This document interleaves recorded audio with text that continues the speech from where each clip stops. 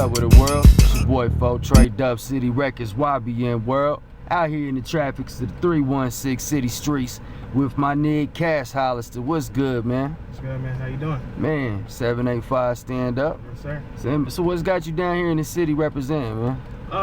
Right now I'm on my way to do a show with the homeboy Lyrical Miracle over at Champion Church. So say that again. Hold on a minute. Say that again.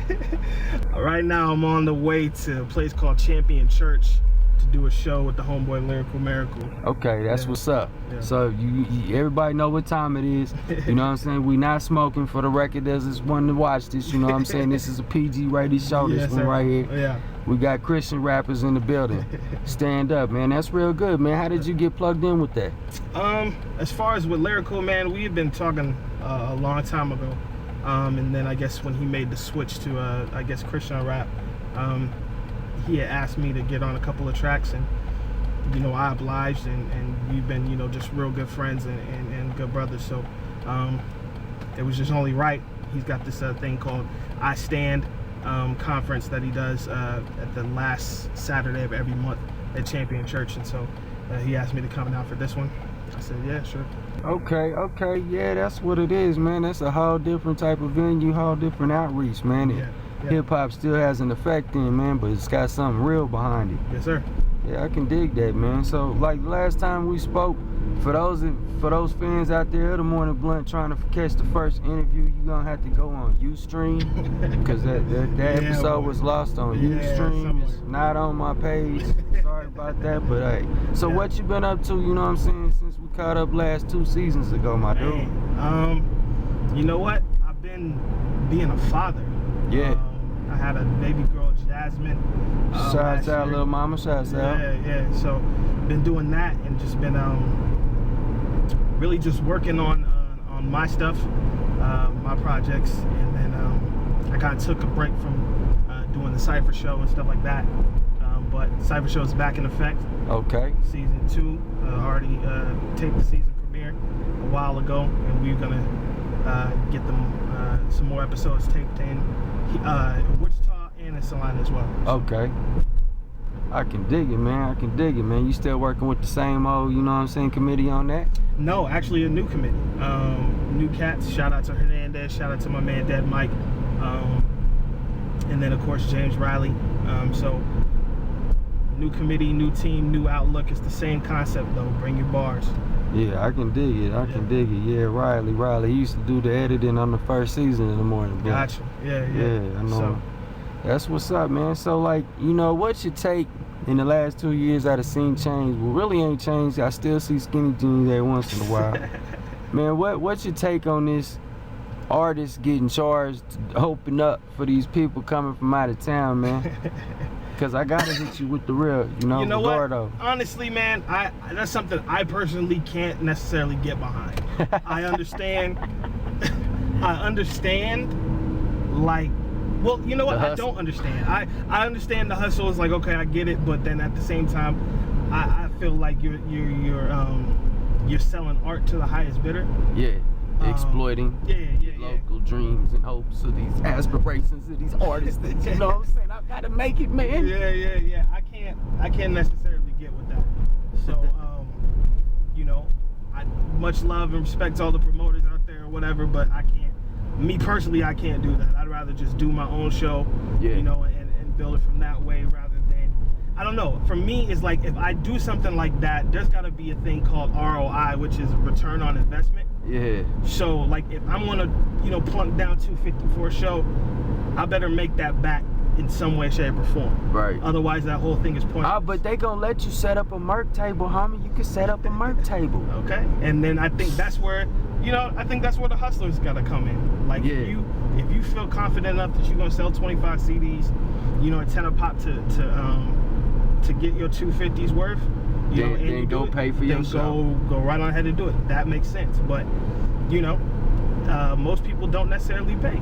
Yeah. They're not gonna pay for a disc of somebody. Well, I mean, how the hell are you gonna you know, pay for that show and do that, set up your merch table, and you got people running around every corner on the north side giving away these trash CDs. You think somebody finna come run up in there and want to spend? It's just like it was in the late 90s up in here, man. It's getting watered down again with Garbo. Who's gonna spend when you got 5 niggas running up to you giving you some shit for free? It's the same principle. Right. So I'm gonna pay you to perform in front of these same niggas that don't even acknowledge that I'm a real artist. I'm shrink rapping barcoded, and come on, man, stop it. Stop it. Stop it. You sound like you got an axe to grind there, Trey. Oh, man, hey, it'll never stop with me, man. It'll never stop with me. 'Cause if I don't get them, man, nobody will, man. I feel you. They can tell you how they want to. I got love for all DJs here, except for when they start doing that dumb shit. Word. And all of them ain't doing that dumb shit either. Right. So, you know, it is what it is, my nigga. Word. I'm not hard to find. Right. But nah, I mean, it's just, you know, if that's what you do, that's what you do. I can't really knock it, but, you know, I'd rather just, if that means I gotta take the long way, then I'll just go ahead and take the long way. I don't think there's any shortcuts in rap. There shouldn't be any. What is it you trying to accomplish, my dude, with this music? Man, honestly, man, I just want to be a voice for the voiceless with the music. I feel like there's a whole lot of negativity. There's a lot of, you know, problem talking when it comes to hip hop in particular. Exploiting women. Yeah, you know what I'm saying? Just, you know, there's a lot of problems that go on. You know, problems in the hood, problems anywhere. But I feel like sometimes there's nobody that really talks about solutions. No self-help. Yeah. You know, so I feel like, you know, with what I got, I feel like I have somewhat of a solution, and it's up to you whether or not to take it or not. But, you know, how do you like?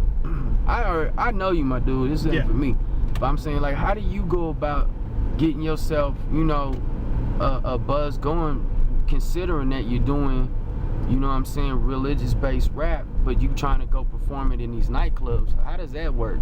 Well, I don't know. Well, first of all, I don't know. I think with me, it's not even so much religion-based as far as like my music. I just feel like I speak about Christ, and I speak about just my life and my faith, but at the same time, man, I try to just encompass everything. Like, I'm a lyricist, really. At heart, I'm a lyricist. Like, I got into hip-hop not to spread a word of Christ. It's because I loved hip-hop. Right. You know what I'm saying? I love the way that it made me feel. I love the beats, the flows, you know, to step into a Cypher and just hear somebody spit crazy. Yeah. That's what got me into it. So, I guess as far as like what I try to bring, I don't know. I bring the same thing that I bring to the church. Like, if you go to Champion Church and you hear me rap, I'm gonna say probably the same thing that I'm gonna say at Rock Island. Okay. Same thing I'm gonna say at Club Lakewood. It's nothing changed. I just feel like,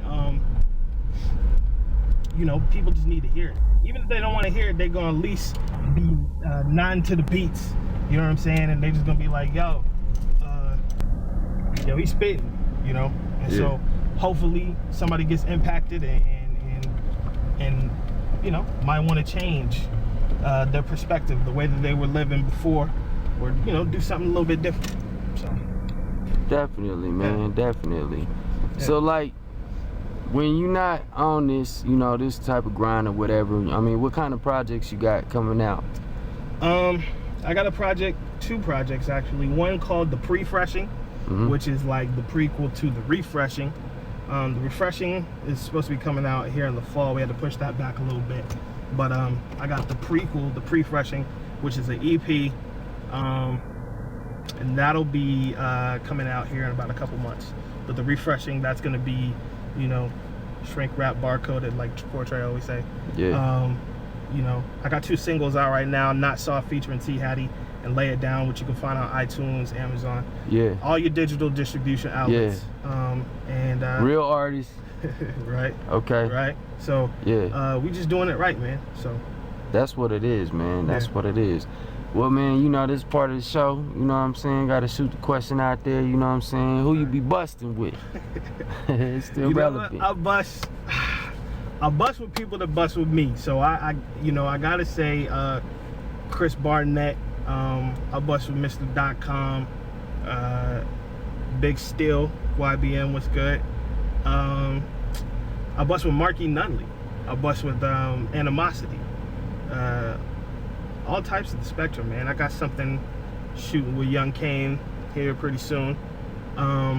So I mean, it's, you know, all spectrums, all different forms and facets of Wichita hip hop.